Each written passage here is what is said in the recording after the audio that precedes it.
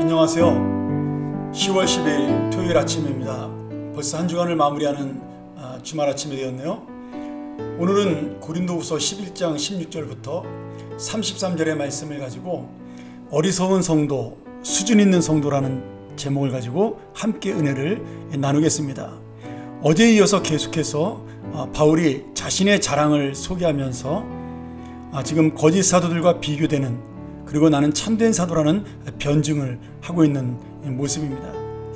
오늘 이 내용을 크게 두 가지로 볼 수 있는데요. 16절부터 21절까지는 내가 어리석지만 나의 자랑을 하겠다. 왜냐하면 고린도 교회 교인들이 거짓 사도들의 자랑을 인정하고 있기 때문에 할 수 없이 나도 이렇게 자랑할 수밖에 없다라고 이야기하는 내용입니다. 또한 22절부터 33절까지는 바울이 자신의 개인적인 자랑거리를 구체적으로 언급하고 있는데요.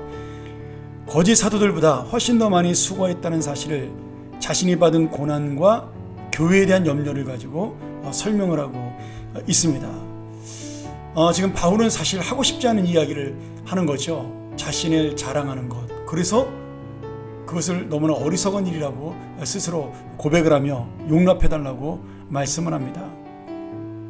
오늘 이 말씀을 바라보면서 우리가 참된 복음의 사람, 참된 리더를 구별하는 방법은 무엇일까를 이 말씀을 통해 분명하게 볼 수 있다고 생각을 하는데요.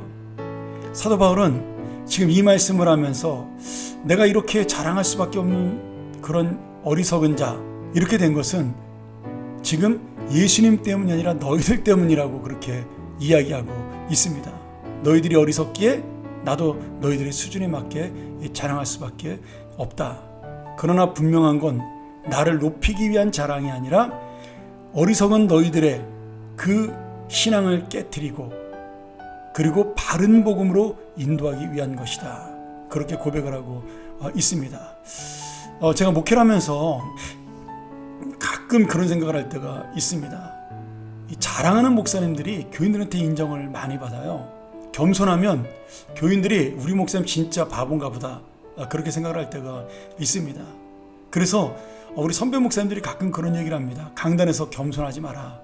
강단에서 오히려 내가 기도 많이 한다, 나 말씀 많이 본다, 뭐 그런 이야기를 해서 교인들에게 어필을 해야 된다, 그런 이야기를 하시는 것도 들은 적이 있습니다. 뭐 옳은 것인지 틀린 것인지 잘 모르겠어요. 이거는 뭐 현실적인 문제겠지만, 그런데 중요한 건 맞는 말씀도 있는 것 같습니다. 왜냐하면 내가 겸손하고 낮게 얘기할 때 교인들이 그 목사님을 더 존경하고 어려워하기보다는 실제로 더 가볍게 여기는 것을 볼 수가 있기 때문입니다. 그래서 많은 교인들이 어리석게도 강단에서 자기를 자랑하고 자기의 권위를 내세우는 자에게 오히려 복종하는 모습을 볼 수가 있어요. 자기가 하나님처럼 함부로 교인들을 대하고 권위 있게 대함에도 불구하고 막 종처럼 대하는데도 저것이야말로 정말 우리 목사님의 매력이고 권위야, 뭐 이렇게 정신 나간 생각을 하는 교인들이 정말 많습니다. 근데 진정한 권위와 진정한 목자는요, 자기를 죽이는 데 있는 것입니다.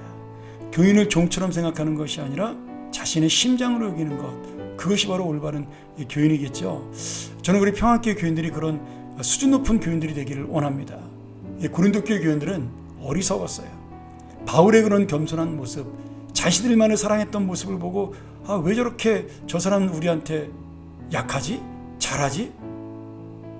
그렇게 생각을 한 겁니다. 예수님의 복음 때문에 그랬다는 사실을 깨닫지 못하고 오히려 그런 사도 바울을 무시했다는 그 어리석은 모습을 보여준 것이죠. 그래서 바울이 할 수 없이 내가 그러면 너희들이 원하는 대로 한번 자랑해 보겠다, 그 이야기를 하고 있는 거죠.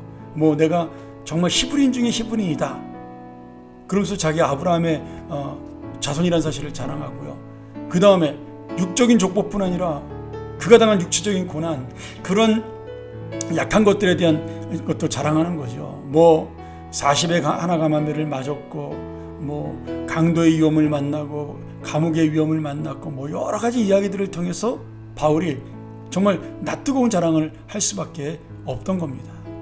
그런데 바울이 마지막에요, 이게 참 이제 오늘 말씀의 핵심이죠. 마지막에 도저히 다른 거짓 사도는 흉내낼 수 없는 것을 진정으로 자랑하는데 어떤 자랑을 해요? 내가 약한 것을 자랑한다. 그 말씀을 하고 있는 겁니다. 여러분, 사도 바울이 육신적으로 약하거나 영적으로 약한 사람이 아니었어요. 세상적인 관점에서 보았을 때 결코 약한 사람이 아닙니다.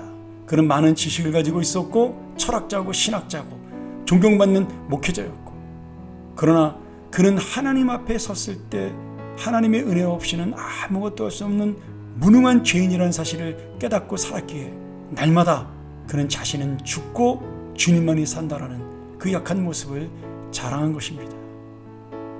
오늘 여러분, 사도 바울의 가장 큰 자랑거리는요, 자신의 약한 모습을 통하여 하나님의 은혜와 능력이 나타나는, 자신은 부족한 질그릇이지만 그 질그릇 속에 복음을 담은 하나님의 역사가 있다라는 사실을 자랑하는 것, 그것이야말로 바울의 진정한 자랑이었어요.